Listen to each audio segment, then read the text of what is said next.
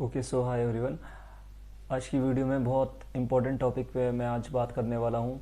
Basically video का thumbnail देख के आप समझ ही गए होंगे। सो रिसेंटली मेरी कनाडा वीज़ा की रिजेक्शन आई है और मैं ये रिजेक्शन लेटर आप देख सकते हो। इस तरह से रिजेक्शन लेटर आता है। सो बेसिकली ये काफ़ी कॉमन है बिकॉज आजकल 70-80% इतना हाई रिजेक्शन रेट जा रहा है। ओके सो इस वीडियो में हम सारी बातें करेंगे कि क्या रीज़न्स है रिजेक्शंस के, कौन कौन से ब्रॉड रीजंस हैं जो कैनेडियन इमिग्रेशन अब इतनी ज़्यादा रिजेक्शन रेट दे रही है, एंड कौन कौन से स्पेसिफिक प्रोफाइल रिलेटेड रीजंस रहते हैं जो बंदे को रिजेक्शन मिलती है। ओके, और रिजेक्शन आने के बाद क्या क्या हमारे पास ऑप्शंस हैं और उनको भी हम डिस्कस करेंगे। और उसके बाद हम डिस्कस करेंगे इस वीडियो में कि आपको क्या क्या स्टेप्स लेने हैं। रिजेक्शन आपका जैसी रिफ्यूज़ल लेटर आता है, अगर बाई चांस अगर आपका रिफ्यूज़ल आता है तो आपको क्या क्या नेक्स्ट स्टेप्स करने हैं और किस तरह से आगे प्रोसीड करना है और क्या करना है उसके बाद। Okay so let's start this video. So सबसे पहले हम बात करते हैं कि कनाडा इतनी ज़्यादा रिजेक्शन रेट क्यों हाई कर रखा है।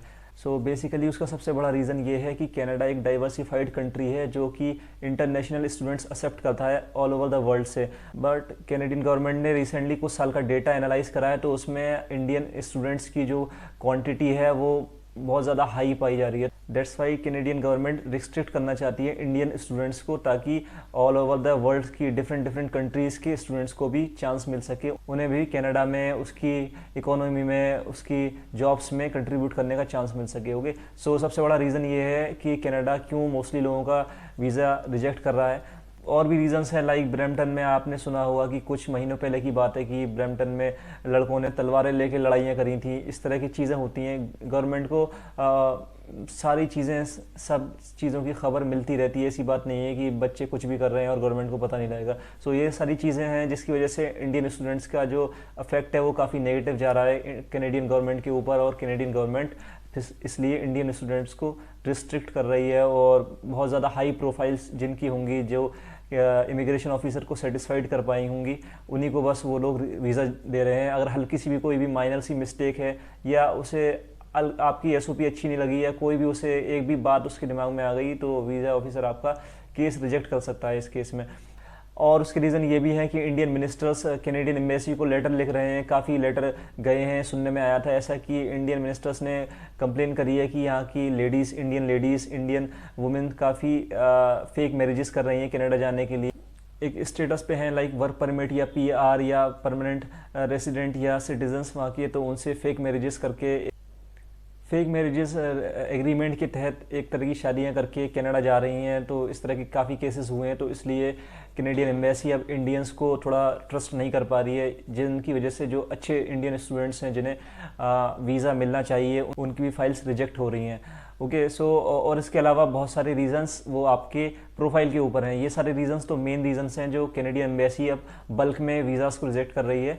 और उसके अलावा जो रीजंस ये हैं कि पहला रीज़न ये है कि अगर आपकी प्रोफाइल में आपकी जो प्रीवियस स्टडीज़ हैं वो अगर आपकी मैच नहीं करती उस प्रोग्राम के जो आपने ऑप्ट किया है कनाडा में जाके करने के लिए, तो फिर उस केस में वीज़ा ऑफिसर को आपका प्रोग्राम रिलेवेंट नहीं लगेगा तो वो आपकी फ़ाइल को रिजेक्ट कर देगा। ओके, और अगर आपके पास एक्सपीरियंस है और अगर आपका एक्सपीरियंस किसी और फील्ड में है और आपका प्रोग्राम भी किसी और फील्ड में है तो वो वहाँ पे मैच नहीं हो रहा तो भी आपकी फ़ाइल रिजेक्ट हो जाती है इस केस में। अगर आपकी डिग्री है और आपका एक्सपीरियंस है, एटलीस्ट उसमें एक चीज़ तो मैच होनी चाहिए उस प्रोग्राम के जो आप करने जा रहे हो Canada. Okay so program relevancy जो है इस लिस्ट में सबसे ऊपर आता है। अगर आपकी प्रोफाइल रिलेवेंट नहीं है, अगर आपका प्रोग्राम रिलेवेंट नहीं है तो आपकी उस केस में रिजेक्शन आ रहे हैं आजकल केस में। दूसरा रीज़न ये है कि आपकी जो बैंड्स हैं वो बैंड्स काफ़ी कम है। अगर आइल्स स्कोर में अगर आपका 5.5 है तो पहले नॉन एसडीएस में अक्सर लोग वीज़ा फाइल कर देते थे, लेकिन आजकल ये सीन ये चल रहा है सिनेरियो कि अगर आपका 5.5 एक भी मॉड्यूल में 5.5 है तो आपका सीधा रिजेक्शन आ रहा है। वो लोग पहले रियायत दे देते थे 6 की जगह 5.5 पे नॉन एसडीएस कैटेगरी में, बट अब 5.5 पे भी रिजेक्शन आ रहा है, आपको वीज़ा नहीं मिल रहा अनटिल अनलेस आपके ईच मॉड्यूल 6 होने चाहिए। ओके, और अगर आप यूनिवर्सिटी में जा रहे हो तो वीज़ा ऑफिसर आपसे एक्सपेक्ट करता है कि आपका 6.5 नहीं बल्कि 7 होना चाहिए। 6.5 अगर है तो हो सकता है रिजेक्शन आ जाए, हो सकता है एक्सेप्ट हो जाए, बट सो आपका नो लेस देन 6 होना चाहिए। ओवरऑल आपका 6.5 होना चाहिए अगर आप कॉलेज में जा रहे हो। अगर आप यूनिवर्सिटी में जा रहे हो तो 6.5 ओवरऑल पे थोड़ा सा रिस्क है, हो सकता है आपकी फ़ाइल रिजेक्ट कर दे वीज़ा ऑफिसर ये सोच के कि ये यूनिवर्सिटी में जा रहा है और ओवरऑल आपका 6.5 है। So try to have at least 7 if you are going for a university, okay, and if you are going for a college then 6.5 overall is enough, but you should have at least no less than 6 in each module, okay। So next जो आपका reason है वो ये है कि अगर आपका जो स्ट्रॉन्ग टाइज है, जो मोस्टली रिफ्यूज़ल लेटर्स आ रहे हैं उनमें रीज़न यही लिखा हुआ है कि आपकी कनाडा वीज़ा ऑफिसर जो है वो कन्विंस नहीं है कि आप after your studies you will come back to Canada, okay. So mostly 80-90% जो वीज़ा रिफ्यूज़ल्स आ रहे हैं उसमें जो रीज़न लिखा हुआ है सिर्फ वो यही एक लिखा हुआ है कि आप अपनी स्ट्रॉन्ग टाइज नहीं शो कर पाए अपनी एसओपी में, ओके।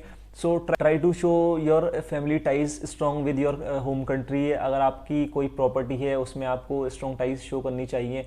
अगर आपकी प्रॉपर्टी है तो आप शो करो कि अगर आपके नाम से कोई प्रॉपर्टी है तो वो आपका इस केस में प्लस पॉइंट प्रूव हो सकता है। अगर आपके पेरेंट्स के नाम पे प्रॉपर्टी है तो अब जो अगर आप फाइल लगाओ तो उसमें उन प्रॉपर्टीज़ के पेपर्स भी एटलीस्ट फ्रंट पेज जिसमें उस प्रॉपर्टी के होल्डर का नेम और प्रॉपर्टी एड्रेस होता है उसको अटैच करो, इससे आपकी प्रोफाइल थोड़ी स्ट्रांग हो जाएगी, ओके। एक रीज़न ये भी होता है कि अगर आपका स्टडी गैप काफ़ी ज़्यादा है तो मोस्टली केस में वीज़ा ऑफिसर आपकी फ़ाइल को रिजेक्ट कर देता है। सो इस केस में आपकी एसओपी को आपको बहुत बहुत ज़्यादा स्ट्रॉन्ग आपको एसओपी बनानी पड़ेगी। वीज़ा ऑफिसर को कन्विंस करने के लिए आपको पूरा जस्टिफाइड करना पड़ेगा कि क्यों आपको इतने साल पढ़ाई छोड़ने के बाद ये रियलाइज़ हुआ कि आपको फर्दर स्टडी करने की ज़रूरत है, ओके। सो आपको एसओपी पे बहुत मेहनत करनी पड़ेगी अगर आपका स्टडी गैप थोड़ा ज़्यादा है, ओके।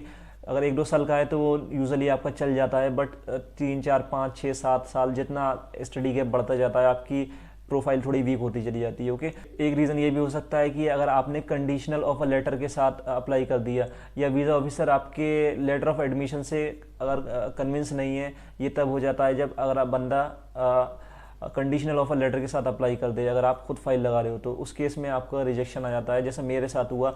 एक्चुअली मेरे कंडीशनल ऑफर लेटर के साथ मैंने अप्लाई कर दिया। कंडीशनल ऑफर लेटर में ये रहता है कि जैसे कि मेरी यूनिवर्सिटी वो नॉन कंडीशनल ऑफर लेटर नहीं प्रोवाइड करते, जैसा कि मैंने उनसे बात करा है, बट जब मैंने ट्रांसक्रिप्ट उन लोग को फॉरवर्ड कर दी थी, हार्ड कॉपी सेंड कर दी थी, तो उन लोगों ने एक ईमेल मुझे कुछ दिन बाद भेजा था, वो मैं अपनी वीज़ा फाइल के साथ अटैच करना भूल गया। तो मे बी शायद मेरा रिजेक्शन का ये रीज़न हो सकता है। I don't know what would be the reason, but मुझे लगता है कि शायद ये रीज़न हो सकता है।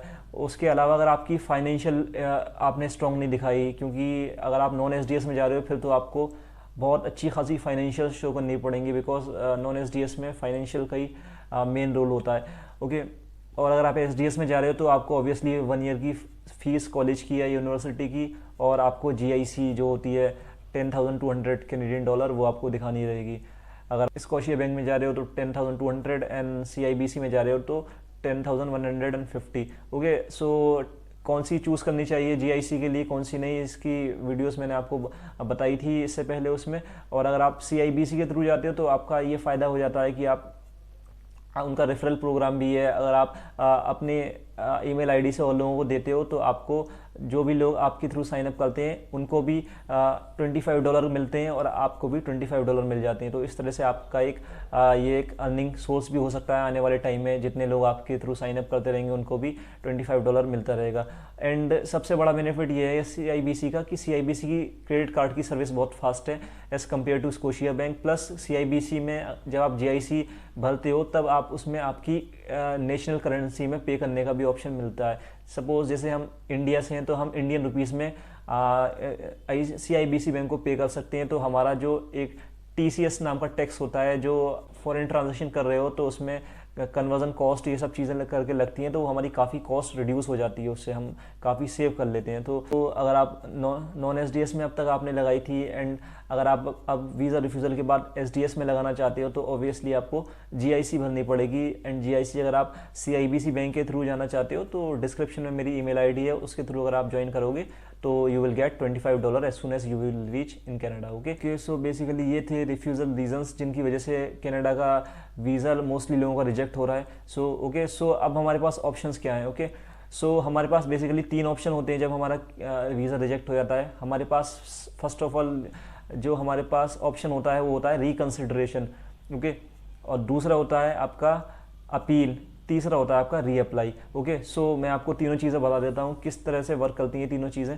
सो जो पहला ऑप्शन है रिकंसिडरेशन, रिकंसिडरेशन सिर्फ उन लोगों के लिए है अगर आप बिल्कुल 100% श्योर हो कि आपकी फ़ाइल में 1% भी कोई भी कहीं भी गलती नहीं थी, आपकी सारे डॉक्यूमेंट सही थे, आपने कोई भी इंफॉर्मेशन गलत नहीं भरी, आपके जो एसओपी थी बहुत एडवांस थी, आपका एक एक डॉक्यूमेंट बिल्कुल ठीक था और आप श्योर हो कि आपकी तरफ से कोई गलती नहीं है, तो आप रिकंसिडरेशन के थ्रू जा सकते हो। रिकंसिडरेशन में आपको कोई फीस नहीं देनी पड़ती, आपको कोई चार्ज नहीं देना पड़ता। रिकंसिडरेशन आप खुद भी कर सकते हो, आपका एजेंट भी कर सकता है, कोई आरसीआईसी रजिस्टर्ड इमिग्रेशन कंसल्टेंट भी कर सकता है, एंड कोई कैनेडियन इमिग्रेशन लॉयर भी कर सकता है। इन चारों में से कोई भी कर सकता है अगर आप रिकंसिडरेशन करवाते हो। बट मेक श्योर रिकंसिडरेशन में आपकी फाइल में आपको पूरा बिलीव होना चाहिए कि आपकी तरफ से कोई भी गलती नहीं हुई है, आपकी तरफ से सब परफेक्ट है। ओके, सो रिकंसिडरेशन में क्या होता है, बेसिकली आप एक वेब फॉर्म को रेस करते हो, उस वेब फॉर्म में अपनी डिटेल्स डालते हो और सब कुछ क्लॉजेस के साथ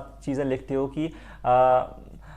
कि हमारी फाइल थी, आप रिकंसीडर करिए। Basically through an RCIC immigration consultant I got to know कि उन लोग ने एक बच्चे का वर्क परमिट अप्लाई किया था, तो उसका वर्क परमिट रिजेक्ट हो गया था। तो जब उन लोग ने GCMS नोट्स जो होते हैं वो मंगाए, तो उसमें उनका पता लगा कि जो वर्क परमिट में उनका लिख के आया है कि बच्चे की जो स्टडी है वो ऑनलाइन रही है पूरी, और ऑनलाइन में फिर एंड वीज़ा ऑफिसर को ये कन्फ्यूज़न हो गया था कि बेसिकली कोविड से पहले के रूल्स थोड़े डिफरेंट थे एंड कोविड के बाद थोड़े रूल्स थोड़े चेंज हो गए थे, लाइक वर्क परमिट में कि अगर आपकी स्टडी ऑनलाइन रही है तो आप वर्क परमिट के लिए एलिजिबल नहीं हो। ये कोविड से पहले का रूल था, बट कोविड के बाद थोड़ा ये रूल चेंज हो गया था। बट जब वीज़ा ऑफिसर ने GCMS नोट में रीज़न लिखा तो वो थोड़ा कंफ्यूजिंग था। वो रीज़न ये था कि बच्चे की जो स्टडी है वो ऑनलाइन है, इस वजह से हम उसे वीज़ा को रिजेक्ट कर रहे हैं, उसके स्टडी पर वर्क परमिट को। तो उन लोग ने, वो RCIC रजिस्टर्ड कंसल्टेंट थे तो उनको क्लॉज पता थे सारे, तो सो उन लोगों ने रिकंसिडरेशन का एक वेब फॉर्म रेस करा, उसमें सारे क्लॉजेस के नंबर मेंशन करे कि इस तरह से ये सारी चीज़ें हैं, आप प्लीज़ रिकंसीडर करिए। तो उस बच्चे का दोबारा वीज़ा आ गया था रिकंसीडरेशन करने के बाद। ओके, सो रिकंसीडरेशन सर तभी उसी केस के लिए जब आप बिल्कुल मेक श्योर 100% हो कि आपकी तरफ से कोई गलती नहीं हुई है। ओके, बट रिकंसीडरेशन के लिए आप कैसे मेक श्योर होगे, तो उसके लिए पहले आपको GCMS नोट्स को अप्लाई करना पड़ेगा। GCMS नोट्स, कैप्स नोट ये क्या है, ये बेसिकली GCMS नोट्स होता है जब आपका रिफ्यूज़ल लेटर आता है, लेटर ऑफ करेस्पॉन्डेंस, तो उसमें कॉमन रीजंस लिखे हुए होते हैं, उसमें से कोई क्लैरिटी आपको समझ में नहीं आती। बेसिकली वो एक तरह का कॉमन रिफ्यूज़ल लेटर होता है जो कॉमनली सबको भेजा जाता है। बट जब वीज़ा ऑफिसर अपनी ऑनलाइन कंप्यूटर में उसकी एंट्री करता है, आपकी फ़ाइल की डिटेल्स को फिल करता है, तब उसे पूरा इस केस को स्पेसिफाई करना पड़ता है कि किस रीज़न से उसने आपको रिफ्यूज़ल दिया है। तो GCMS नोट्स है, अगर आपको अपने फाइल का रीज़न जानना है कि क्यों रिजेक्ट हुए है, तो उसमें आपको पूरा डीपली मेंशन किया जाता है। ये 30-40 पेज का लेटर आता है एक तरह का, उसमें काफ़ी सारे पेजेस होते हैं जिसमें आपका पूरा मेंशन किया जाता है कि क्या मेन रीजंस थे आपकी फ़ाइल को रिजेक्ट करा गया।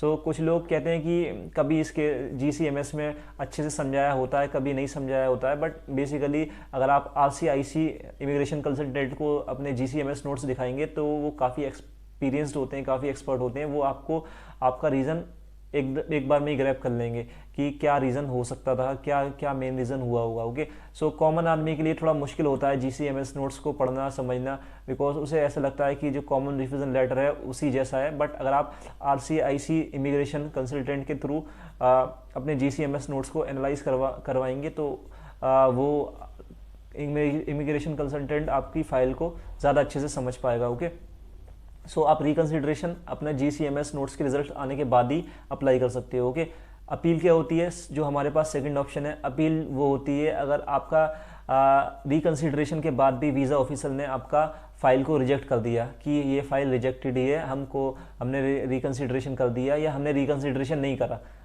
रिकंसिडरेशन करने के बाद अगर आपका रिफ्यूज़ल आया, ये रिकंसिडरेशन उसने करने से ही मना कर दिया, तो उस केस में फिर आपके पास दूसरा ऑप्शन अपील का है। अपील में क्या होता है, बेसिकली अपील आप नहीं कर सकते, आपका कोई एजेंट नहीं कर सकता, कोई भी RCIC इमिग्रेशन कंसल्टेंट नहीं कर सकता, अपील सिर्फ कैनेडियन लॉयर ही कर सकता है। अपील में बेसिकली फेडरल कोर्ट जो होती है कनाडा की, वहाँ पर केस जाता है आपका कि आपकी जो फाइल थी उसमें रिफ्यूज़ल का दिया गया है आपको, फिर वो कोर्ट जो आपकी इमिग्रेशन कंसल्टेंट होता है उसको फॉरवर्ड करती है आपका केस की, इस केस को थोड़ा एनालाइज करो, उसके केस को दोबारा आपकी फाइल खुलती है, फिर दोबारा उसको एनालाइज किया जाता है, फिर उसके बाद उस पर दिया जाता है क्या उसका स्टेप है, आपको वीज़ा मिलेगा या नहीं मिलेगा। ओके, सो अगर आपका रिकन्सिडरेशन के बाद भी आपका रिजेक्शन आया तो आपके पास एक अपील नाम का ऑप्शन होता है। ओके, तीसरा जो ऑप्शन होता है जो मोस्टली 99% लोग जिसके थ्रू जाते हैं वो है रीअप्लाई।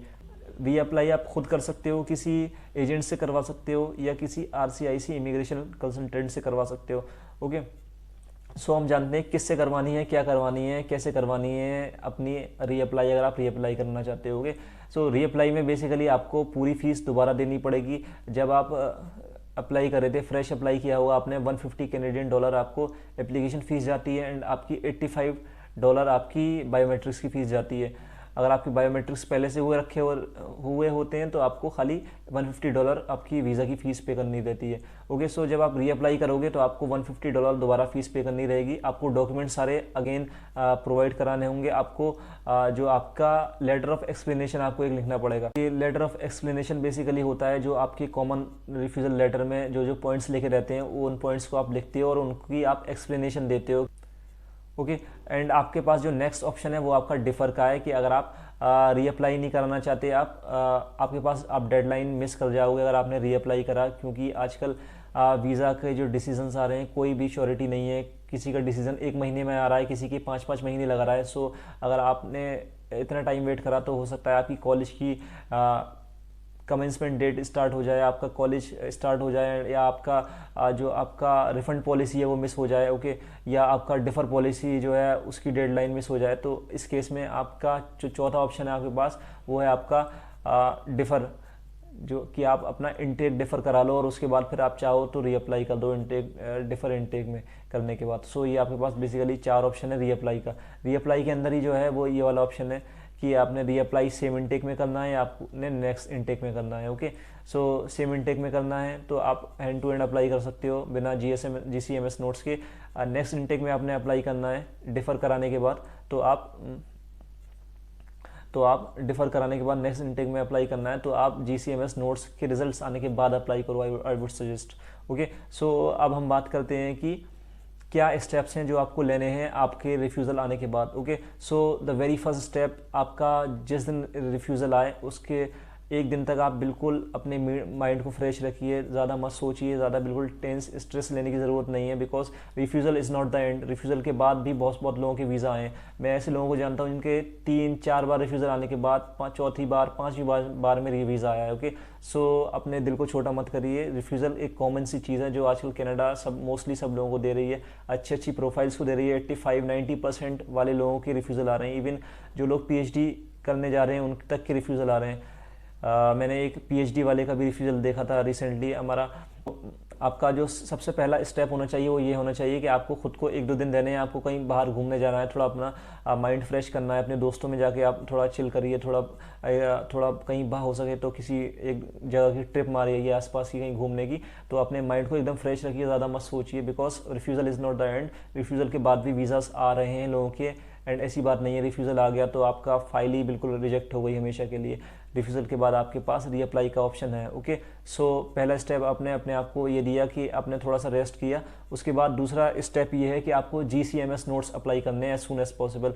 GCMS नोट्स जैसे मैंने आपको बताया कि GCMS नोट्स आपका डीपली रीजंस आपके लिखे रहते हैं, जिसमें डीपली आपको एक्सप्लेनेशन दी जाती है कि आपके रीजंस क्या थे रिजेक्ट होने के। ओके, सो GCMS नोट्स आने के बाद आपके पास ऑप्शन रहेगा कि आपको रिकंसीडर के लिए वेब फॉर्म रेस करना है या आपको रीअप्लाई के लिए करना है। ओके, सो GCMS नोट्स के बाद ही आप अच्छे से डिसीजन ले पाओगे। बट अगर आप इनटेक मिस कर रहे हो, अगर इनटेक मिस करने वाले हो तो आप GCMS नोट्स का वेट मत करना। अगर आपको लगता है कि आप नॉन SDS से जा रहे हो और नॉन SDS के कंपेरेटिवली थोड़े जल्दी रिजल्ट्स आ रहे हैं, बट नॉन SDS थोड़ा रिस्की है कि SDS का वीज़ा रेट जो है वो थोड़ा हाई है, नॉन SDS का थोड़ा बेसिकली कम रहता है। 99% लोग यही कहते हैं। सो अगर आप नॉन SDS के थ्रू जा रहे हो तो मोस्टली आपको मोस्टली केसेस में आपको इनटेक डिफर करने की ज़रूरत ना पड़े। बट अगर आपका एसडीएस फाइल है और आप एसडीएस में ही लगाना चाहते हो नेक्स्ट टाइम भी, तो आपको आई थिंक इनटेक डिफर कर लेना चाहिए, बिकॉज नहीं पता कि आपका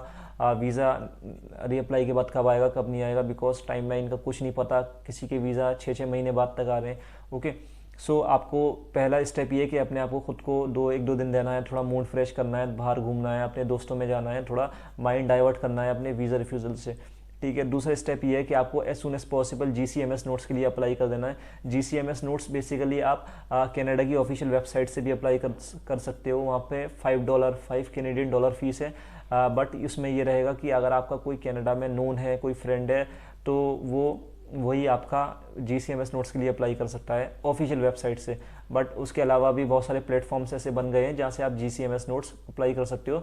बट अगर आप ऑफिशियल वेबसाइट से अप्लाई करोगे तो आपको थोड़ा चीपर पड़ जाएगा रेट, क्योंकि $5 मीन्स अराउंड इंडियन रुपीज़ में 300 रुपीज़ में आपका काम हो जाएगा। बट उसमें हार्ड कॉपी आपको भेजनी रहेगी, जो आपका फ्रेंड है कनाडा में वो भेजेगा। एक कंसेंट फॉर्म होता है जो आप बेसिकली अपने दोस्त को मेल करोगे, उसको ईमेल करोगे सॉफ्ट कॉपी, और फिर उसकी हार्ड कॉपी प्रिंट करा के कनाडा में भेज देगा, कनाडा के उसके एम्बेसी के ऑफिस। ओके, सो उसके अलावा GCMS नोट्स आप ऑनलाइन बहुत सारे प्लेटफॉर्म्स हैं जहाँ पे से आप अप्लाई कर सकते हो।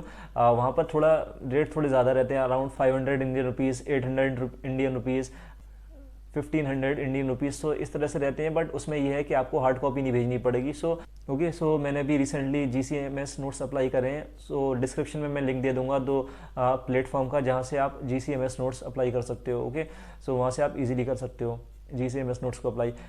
सो GCMS नोट्स अप्लाई करने के बाद आपका तीसरा स्टेप ये रहेगा कि आप अपनी कॉलेज को या यूनिवर्सिटी को, जहाँ से भी आपका ऑफर लेटर आया है, उनको इन्फॉर्म करो कि आपका रिजेक्शन आया है और आप क्या नेक्स्ट स्टेप करने वाले हो। अगर आप रीअप्लाई करने वाले हो तो भी उनको आप मेल करके बताओ, और अगर आप इनटेक डिफ़र करने वाले हो तो भी उनको मेल करके बताओ, ताकि वो आपको इनटेक डिफ़र की एप्लीकेशन आपकी डल जाए और आपको न्यू लेटर ऑफ एक्सेप्टेंस आपको भेज दें। ओके, सो अगर आप रीअप्लाई करने वाले हो तो आपको उन्हें मेल करना क्यों ज़रूरी है, वो इस केस में ज़रूरी है। अगर आप रीअप्लाई करने वाले हो तो आपको जो आपका कॉलेज है, यूनिवर्सिटी है, उसकी डिफ़र पॉलिसी एकदम क्लियर होनी चाहिए, उसकी जो रिफ़ंड पॉलिसी है वो एकदम क्लियर होनी चाहिए। बिकॉज क्या होता है कि अगर आप रीअप्लाई कर रहे हो और आपने SDS में लगा दिया और आपके पास सिर्फ 1 महीना है, तो बेसिकली क्या होता है कि हर कॉलेज की, हर यूनिवर्सिटी की differ policy, refund policy different होती है। किसी कॉलेज में अगर आपको डिफ़र कराना है तो उनको 1 महीने पहले बताना रहेगा, किसी कॉलेज में अगर आपको डिफ़र कराना है तो उन्हें 1.5 महीने पहले बताना रहेगा, किसी कॉलेज में डिफ़र कराना है तो आपको 2 महीने पहले बताना रहता है। क्योंकि अगर आपने जो उनकी डेडलाइन लिखी रहती है 1 महीने या 2 महीने पहले, उससे पहले अगर आपको नहीं बताया, उस डेट से पहले आपने कॉलेज को नहीं बताया कि मुझे डिफ़र करना है, और अगर आप भूल गए, आपको नहीं पता था, तो आपका फिर इनटेक डिफ़र नहीं हो पाएगा। और बाई चांस रीअप्लाई करने के बाद आपका रिजेक्शन आ गया तो फिर आप ना अपने रिफ़ंड पा सकते हो, आपका रिफ़ंड भी अटक जाएगा और आप डिफ़र तो कराने के रहे ही नहीं। और अगर आप ऑनलाइन स्टडी लोगे तो हो सकता है आप फिर ऑनलाइन आपका PGWB में दिक्कत आए, या ऐसा हो सकता है कि आपका जो प्रोग्राम हो उसमें ऑनलाइन सेशन का फीचर अवेलेबल ना हो। ओके, सो आप मेक श्योर जब भी आपका रिफ्यूज़ल आए तो कॉलेज को, यूनिवर्सिटी को ज़रूर आप इत्तला दो, उन्हें ज़रूर इन्फॉर्म करो कि आप क्या करने वाले हो, रीअप्लाई करने वाले हो या आप डिफ़र की रिक्वेस्ट डालने वाले हो। और अगर आप रीअप्लाई करने वाले हो तो मेक श्योर आप उनकी रिफ़ंड पॉलिसी एंड जो उनकी डिफ़र पॉलिसी है वो अच्छे से गो थ्रू कर लो। ओके, सो तीसरा स्टेप आपको कॉलेज को इन्फॉर्म करना है, यूनिवर्सिटी को इन्फॉर्म करना है अपनी। चौथा स्टेप जो है, अगर आपको फोर्थ स्टेप में क्या करना है, आपका जो भी आपका एजेंट था इससे पहले, उस एजेंट से अगर आप फाइल ना लगा के इस बार अगर आप RCIC रजिस्टर्ड इमिग्रेशन कंसल्टेंट को हायर कर सकते हो तो ये आपके लिए बेस्ट रहेगा। बिकॉज RCIC इमिग्रेशन कंसल्टेंट जो होते हैं वो बेसिकली इस चीज़ को डीपली एक बाकायदा एक प्रोग्राम के तौर पे कनाडा में पढ़ते हैं, उन्हें पूरी नॉलेज होती है इमिग्रेशन लॉस की, केसेस की, उन्हें एक्सपीरियंस होता है बाकायदा रिफ्यूज़ल के केसेस को करने का। सो अगर आप उनके थ्रू अपनी फ़ाइल को लगवाओगे या उनको अपना केस हैंडल करने को दोगे तो वो ज़्यादा अच्छे से आपकी केस को समझ पाएंगे। बेसिकली इसके अलावा एक चीज़ और मेन ये रहती है कि जब आपका रिफ्यूज़ल आता है और तो RCIC इमिग्रेशन कंसल्टेंट जब आपकी फ़ाइल लगाता है तो उनका यूज़ ऑफ रिप्रेजेंटेटिव एक फॉर्म होता है जो आपकी फ़ाइल के साथ लग के जाता है। तो उस केस में क्या रहता है कि जब वीज़ा ऑफिसर के पास आपकी फ़ाइल पहुंचती है तो उनके पास आपका वीज़ा ऑफिसर के पास उसके पास एक फॉर्म जाता है जो आपका यूज़ ऑफ रिप्रेजेंटेटिव होता है, जो आपका RCIC रजिस्टर्ड इमिग्रेशन कंसल्टेंट का नाम का होता है। तो उससे थोड़ा आपका एक इम्पैक्ट फैक्टर पड़ जाता है एक तरह का, कि आपकी जो फाइल है अब एक RCIC रजिस्टर्ड इमिग्रेशन कंसल्टेंट के हाथ में है, तो वो आपकी एक तरह से रिस्पॉन्सिबिलिटी लेता है। तो उस केस में थोड़ा सा आपका जो आपकी फ़ाइल है हल्की सी थोड़ी स्ट्रांग हो जाती है कि हाँ आपकी फ़ाइल थोड़ा एक ऑथेंटिक सोर्स के थ्रू जा रही है। तो आई वुड सजेस्ट कि आप अगर आप कर सकते हो ये, तो RCIC immigration registered immigration consultant को हायर अगर आप कर सकते हो तो आपके लिए बेटर रहेगा।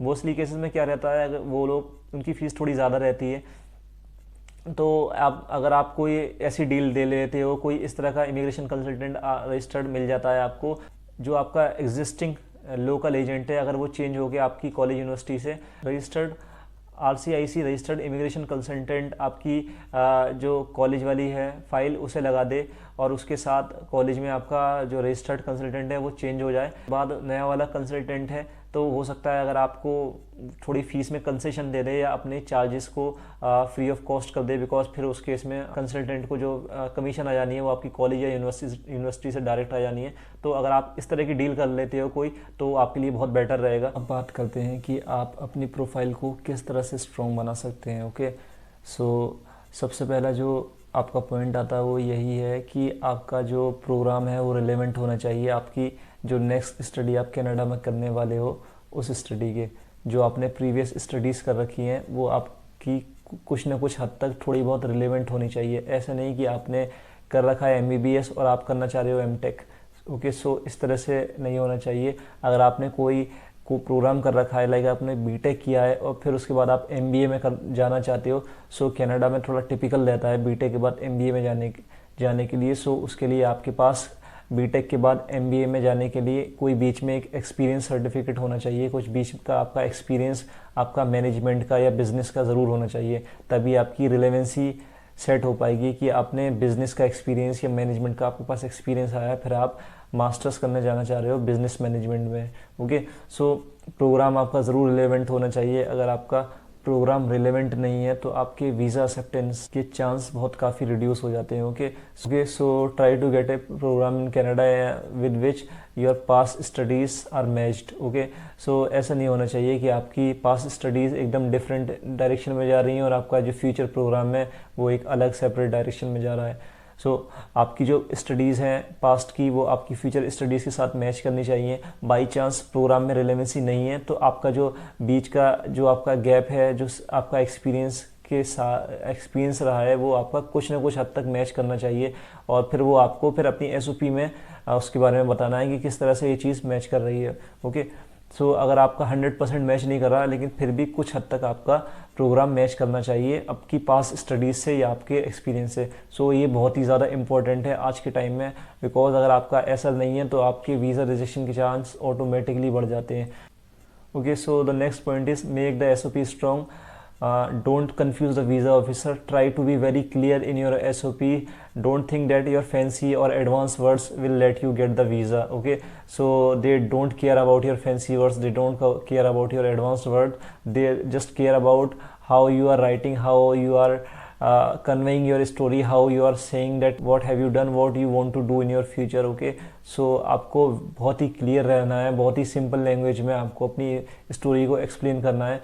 मोस्टली स्टूडेंट्स समझते हैं कि वो अगर एडवांस्ड इंग्लिश या कि काफ़ी लोग समझते हैं कि अगर वो एडवांस लेवल की वोकेबलरी यूज़ करके वीज़ा ऑफिसर को कन्विंस कर लेंगे, so it's not the case with the Canadian immigration. So आपको बहुत क्लियर रहना है अपनी SOP में और उन चीज़ों पे ज़्यादा फोकस करना है जिन चीज़ों पे आपके रिजेक्शन आ रहे हैं। लाइक आपको अपनी SOPs में अपनी फैमिली टाइज को बहुत स्ट्रॉन्ग दिखाना है, आपको अपनी फाइनेंशियल कंडीशन को स्ट्रॉन्ग दिखाना है, आपको अपनी SOP में बिल्कुल मेंशन नहीं करना कि आपका कोई भी कनाडा में कोई दोस्त है, बिकॉज अगर आपने अपनी SOP में ये मेंशन कर दिया कि I will stay with my friends इस तरह की चीज़ आपने मेंशन कर दी है, इस तरह की कि आई विल, अगर आप ये दिखाना चाह रहे हो कि जैसे कि आपके पास फाइनेंशियल कंडीशन अच्छी है और आपको वहाँ पे आपके दूर के रिश्तेदार हैं जो आपके जिनके साथ आप रहोगे, सो इस तरह से वीज़ा ऑफिसर को लगेगा कि ये मतलब पढ़ाई करने नहीं जा रहा, इसका मोटिव क्लियर नहीं है, ये वापस नहीं आना चाहता। ओके, सो इस तरह से वो वीज़ा ऑफिसर आपको लिख के भेज देता है मोस्टली केस में कि I am not satisfied that you will leave the country after your studies. Okay, so आपको बिल्कुल दिखाने की ज़रूरत नहीं है कि आपको कोई बहुत दूर का रिश्तेदार कनाडा में है, अगर है तो है बस, अगर कोई क्लोज रिलेटिव है तो उसे ऑब्वियसली वो तो आप अपनी फैमिली इन्फॉर्मेशन में फिल करते ही हो, बट अगर आपको कोई बहुत दूर का रिश्तेदार है तो उसके लिए आपको इस तरह से नहीं शो करना है, अदरवाइज उसका नेगेटिव ही इम्पैक्ट जाएगा, पॉजिटिव इम्पैक्ट नहीं जाएगा वीज़ा ऑफिसर के पास।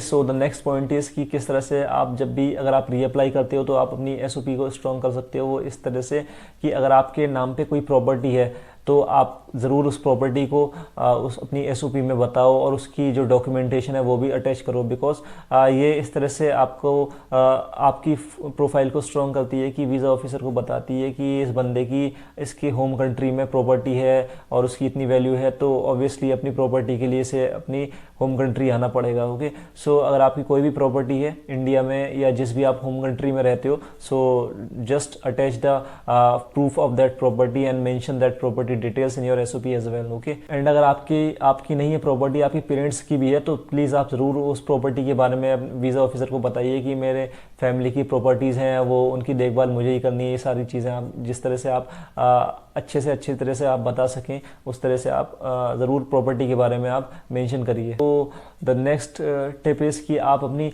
फैमिली टाइज को बहुत स्ट्रॉन्ग दिखाने की कोशिश करिए कि लाइक आप बहुत घर के रिस्पॉन्सिबल हैं, आपने बचपन से रिस्पॉन्सिबिलिटीज़ बियर करी हैं, अपने पेरेंट्स को आप बहुत प्यार करते हैं। ऑब्वियसली बच्चे अपने पेरेंट्स को प्यार करते हैं, बट इस तरह से कि आपके पेरेंट्स आपके ऊपर डिपेंडेंट हैं, वो आपके बिना नहीं रह सकते और आप उनके बिना नहीं रह सकते। इस तरह की आप चीज़ों को बताइए वीज़ा ऑफिसर को कि आप अपनी फैमिली से कितने ज़्यादा अटैच्ड हैं और आप अपनी होम कंट्री से कितना ज़्यादा अटैच्ड हैं, आपके यहाँ पर रिलेटिव्स जो हैं उनसे आप कितना अटैच्ड हैं। इस तरह से आप इमोशनली आप अपनी फैमिली टाइज शो करिए, प्लस आप ये शो करिए कि आपकी फैमिली के साथ साथ आपका जो फ्यूचर प्रोस्पेक्ट है वो इंडिया में क्या क्या रहने वाले हैं, आपकी जॉब्स इंडिया में आने के जो भी आपकी होम कंट्री है उसमें आने के बाद आपकी जॉब्स क्या क्या रहने वाली हैं, किस तरह की आपकी जॉब्स लगेंगी और लगेंगी तो कहाँ लगेंगी, कैसी किस पोजीशन पे लगेंगी, सारी डिटेल्स आप वीज़ा ऑफिसर को ज़्यादा से ज़्यादा क्लियरली बताइए कि इस पर्टिकुलर डोमेन में इस इंडस्ट्री में मेरे लिए जॉब है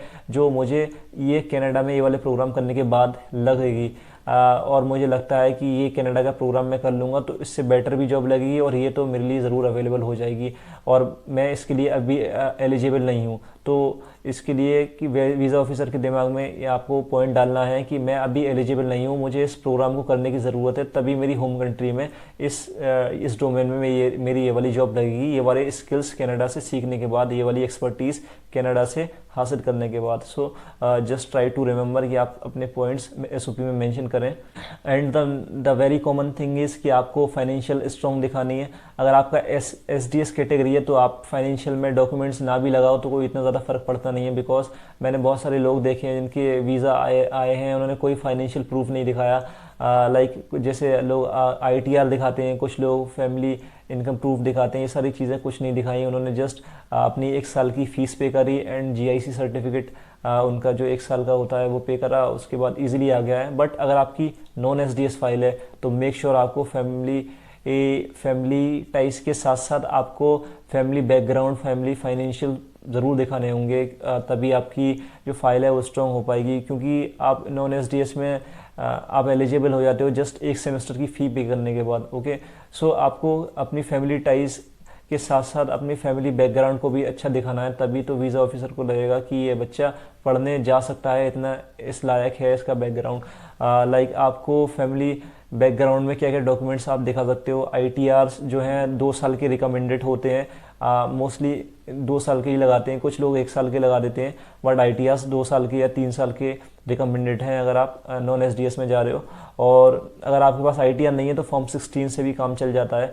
आईटीआर्स हो गए आपके, और उसके बाद आपका नेट वर्थ और उसके अलावा आपका नेट वर्थ सर्टिफिकेट होता है जो आपका लोकल सीए आपके लिए बना के दे देगा। जस्ट कुछ डॉक्यूमेंट्स आपसे वेरीफाई कराने के बाद नेट वर्थ सर्टिफिकेट के साथ साथ एक होता है स्पॉन्सरशिप सर्टिफिकेट, जो आपका एक तरह का नोटराइज डॉक्यूमेंट होता है, जो कोई भी आपका लोकल एडवोकेट आपके लिए बना के दे देगा। उसमें आपके जो जो स्पॉन्सर्स होते हैं, लाइक आपके पेरेंट्स, आपकी मदर फादर, आपके सिस्टर ब्रदर जो आपको स्पॉन्सर कर रहे होते हैं, वो आपको एक साइन करके लीगल डॉक्यूमेंट देते हैं कि मैं अपने इस भाई को या अपने बेटे को या बेटी को स्पॉन्सर कर रहा हूँ और उसके सारे एक्सपेंसेस मैं बियर करूँगा या हम बियर करेंगे, अगर वो फैमिली मेम्बर्स 4-5 हैं तो। ओके, सो ये सारे डॉक्यूमेंट्स आपको दिखाने रहेंगे। आपका नेटवर्क सर्टिफिकेट, आपको आपका सीए एवोल्यूशन रिपोर्ट, आपका आईटीआर, आपका स्पॉन्सरशिप सर्टिफिकेट, ये सारे डॉक्यूमेंट्स बहुत बहुत कंपलसरी हैं अगर आपकी नॉन एसडीएस फाइल है। और अगर आपकी नॉन एसडीएस में आप जाना चाह रहे हो तो इन डॉक्यूमेंट्स के बिना आप बिल्कुल अप्लाई मत करना नॉन एसडीएस में। अगर आपके पास ये डॉक्यूमेंट्स हैं, अवेलेबल हैं, तभी आप नॉन एसडीएस में अप्लाई करना, अदरवाइज आप एसडीएस में अप्लाई करना। ओके, सो इसके अलावा आपको आइल्स पे बहुत ध्यान देना है। अगर आपके आइल्स स्कोर कम है, लाइक 5.5 है, नो लेस देन 6 नहीं है, आपके ओवरऑल 6.5 नहीं है, तो आप तो वैसे भी एलिजिबल नहीं हो। बट अगर आपके 6.5 तो हैं, बट किसी एक मॉड्यूल में 5.5 आ गए हैं, तो आप ये सोचो कि मैं नॉन एसडीएस में अप्लाई कर दूं।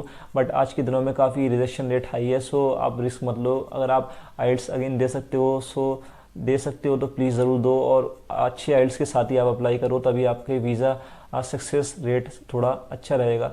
और ये सारे पॉइंट्स हैं जो अगर आप ध्यान में रखोगे तो आपके आपका वीज़ा सक्सेस का रेशियो थोड़ा इंक्रीज हो सकता है। ओके, सो हम अगली वीडियो में मिलते हैं, तब तक के लिए thank you very much, see you in the next video, and please don't forget to subscribe our YouTube channel to motivate us for making more and more such content for you. Okay, so thank you very much, see you in the next video.